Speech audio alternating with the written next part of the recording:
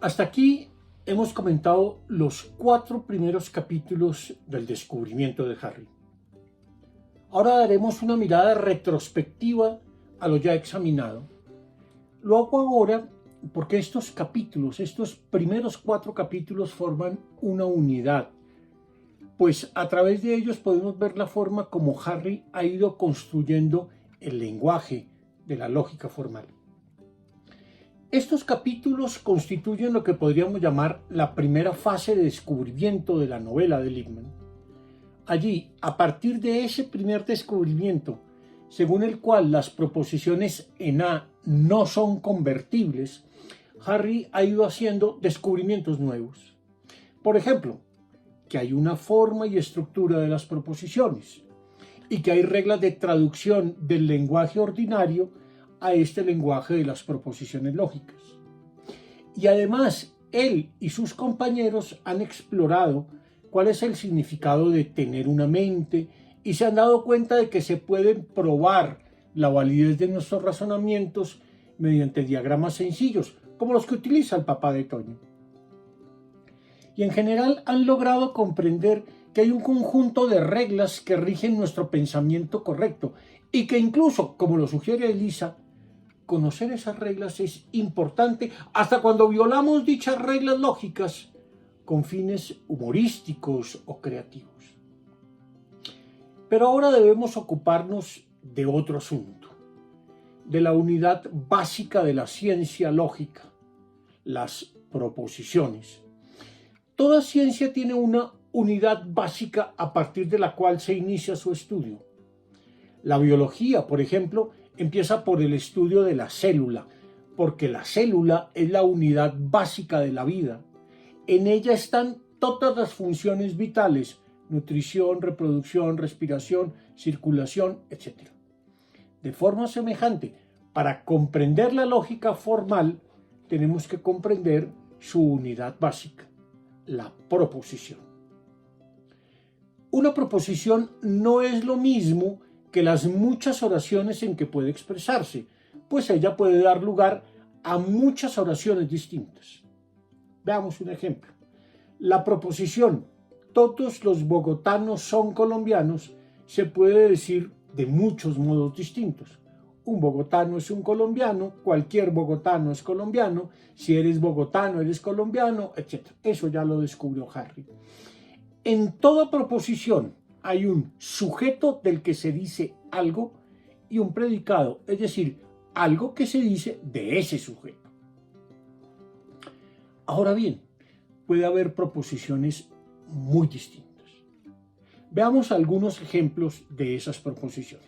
Hay proposiciones categóricas, como las que hemos estado examinando y las que ha examinado Harry. Por ejemplo, todos los planetas giran alrededor del Sol. En ellas se predica algo de un sujeto y se indica de cuántos sujetos se predica aquello, si de todos, si de algunos o si de ninguno. El sujeto y el predicado son dos clases distintas de cosas: planetas, cosas que giran alrededor del Sol. Y son clases que se incluyen o que se excluyen de modo parcial o total. Ya lo veremos más despacio. Pero aparte de las proposiciones categóricas, hay proposiciones condicionales, en las cuales se dice que una cosa ocurrirá si ocurre otra, donde la una es condición de la otra. Por ejemplo, si yo digo, si llueve, entonces hace frío. Lo que se afirma allí es que si se da cierta condición, que llueve, entonces ocurrirá un cierto evento, que hace frío. Estas proposiciones condicionales solemos expresarlas bajo la fórmula: si se da X, entonces se da Y. Hay además proposiciones disyuntivas que nos hablan de dos alternativas que se excluyen mutuamente, es decir, dos posibilidades tales que si se da la una, no se da la otra. Por ejemplo, o hace frío o hace calor. Por lo tanto, si hace frío, no hace calor. Y si hace calor, no hace frío. Estas proposiciones disyuntivas se suelen expresar con la fórmula o sucede X o sucede Y. También hay proposiciones conjuntivas, es decir, que conjuntan o reúnen dos proposiciones distintas que pueden no estar relacionadas, pero se dan a la vez. Si digo, fui a tu casa y me invitaste a comer, las dos cosas ocurrieron, pero no están relacionadas necesariamente, pues no hubo que escoger una de ellas, ni la una fue condición de la otra, simplemente se dieron a la vez. Estas proposiciones conjuntivas se expresan bajo la fórmula ocurrió X y ocurrió Y. Hay también proposiciones exclusivas que afirman que un determinado atributo pertenece de forma exclusiva a una cierta cosa, como cuando digo solo las personas que se esfuercen aprenden a hablar una lengua extranjera. Claro, los mexicanos no dirían solo, dirían nada más las personas que se esfuercen aprenderán a hablar en una lengua extranjera. Y también hay proposiciones que establecen excepciones y algunas más, pero al menos por ahora solo nos interesan, porque son las básicas, las proposiciones categóricas. Veamos en qué consisten. Las proposiciones categóricas tienen tres características. En primer lugar, son asertivas, en el sentido de que aseveran algo, es decir, afirman o niegan que algo ocurre, dicen que algo es o que algo no es. En segundo término, tienen una estructura estándar, con cuatro partes básicas. Uno, un cuantificador, que como ya vimos solo pueden ser todos, ninguno, algunos. Segundo elemento, el sujeto. Tercer elemento, el predicado. Y cuarto elemento, la cópula, que es aquello que une sujeto y predicado, y que en el caso de las proposiciones categóricas es una forma del verbo ser. Es o no es, son o no son. Y en tercer término, las proposiciones categóricas, y esta es su característica más importante, expresan relaciones entre clases. El sujeto nombra una clase y el predicado nombra otra clase. Si digo, todos los perros son mamíferos, perros es una clase, mamíferos es otra clase.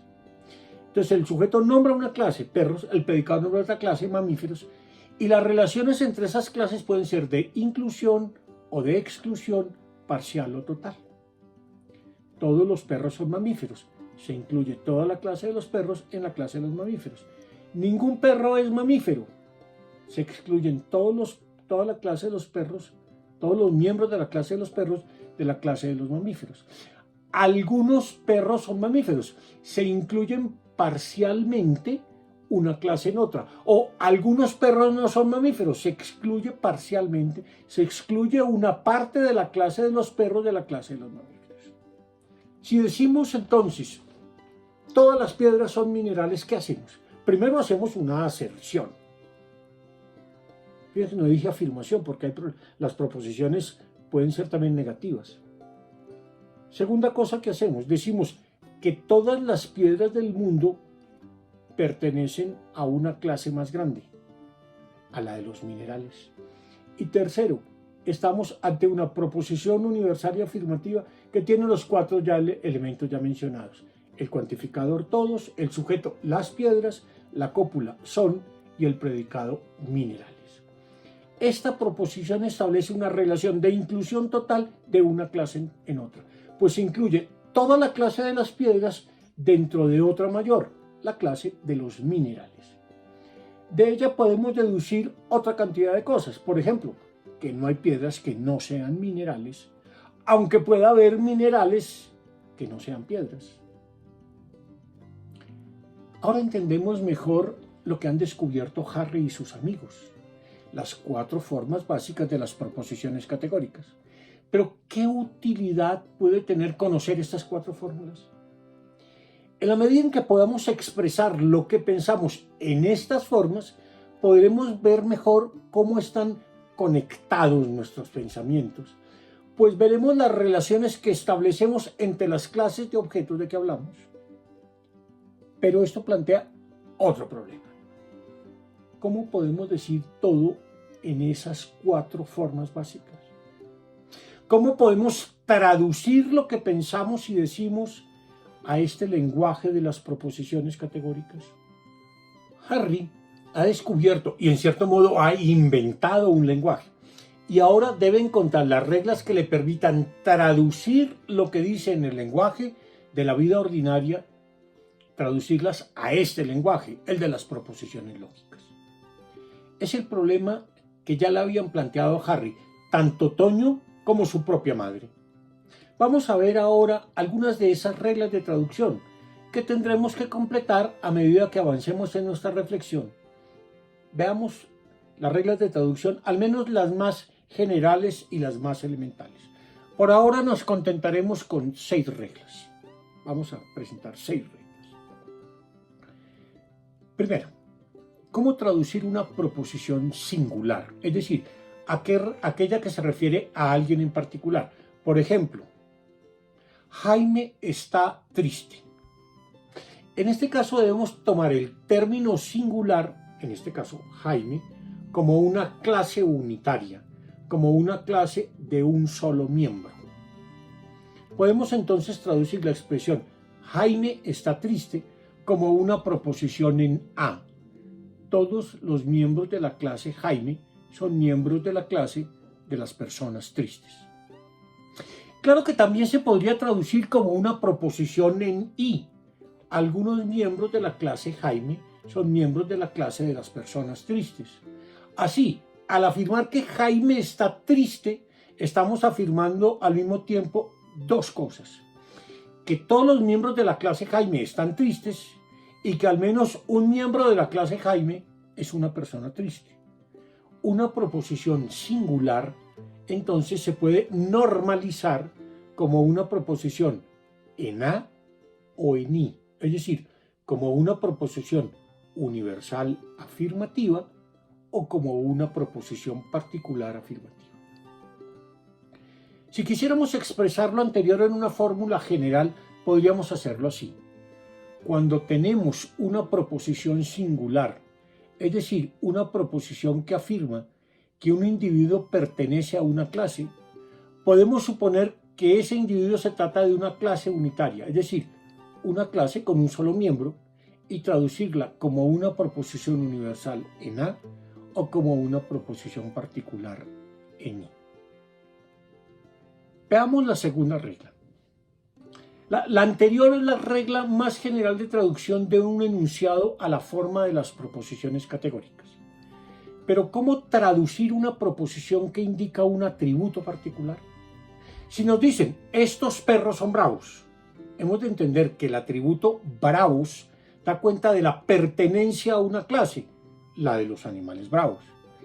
Es claro además que se nos está hablando de algunos perros y no de todos los perros del mundo, que están incluidos, esos animales están incluidos parcialmente en otra clase, la de los animales bravos. De este modo, oraciones como hay perros bravos o estos perros son bravos se deben traducir como proposiciones en I. Algunos perros son animales bravos. Y si lo quisiéramos expresar como una regla general, podríamos decir lo siguiente. Cuando hay una proposición que incluye un atributo, pues contiene un adjetivo o una frase adjetival que designa atributos más que clases, podemos considerar ese atributo como la clase de cosas que tienen dicho atributo. Tercera regla. A menudo nos enfrentamos con frases que no contienen el verbo ser. De hecho, la mayoría de las frases que usamos en la vida ordinaria no lo contienen.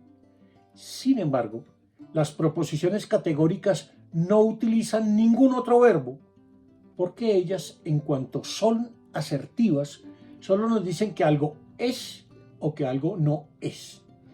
Debemos entonces expresar lo que se dice del sujeto, es decir, el predicado, en términos del verbo ser. Así, si alguien dice, a los perros les gusta ladrar y quiero traducirlo a la forma de las proposiciones categóricas, debo hacerlo de esta forma. Todos los perros son animales que ladran. Claro que también lo puedo hacer como algunos perros son animales que ladran. Si lo formulo como una regla general, podría expresarlo así. Para traducir una proposición donde no aparece el verbo ser, se le incluye transformando el verbo en su forma adjetivada o simplemente en términos de una clase. ¿Qué deberíamos hacer si los términos de una proposición están en desorden? Sin duda tenemos que ordenarlos y para ello debemos empezar por identificar sujeto y predicado.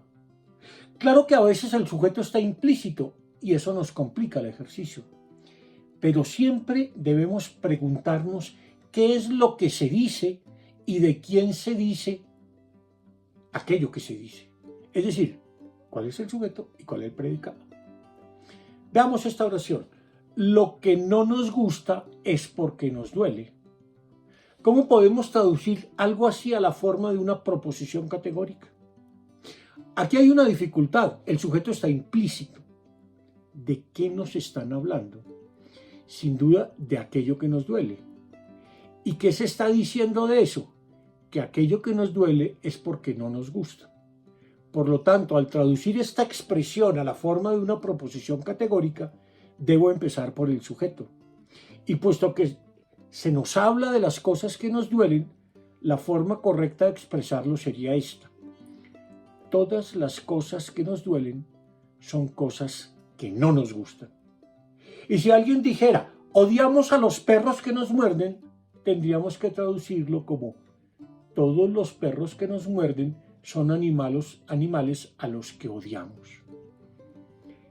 La regla general de traducción que está implícita en esto puede expresarse así. Cuando no están todos los componentes de una proposición categórica, o están implícitos, o están en desorden, esos elementos se deben completar y ordenar, comenzando por el sujeto.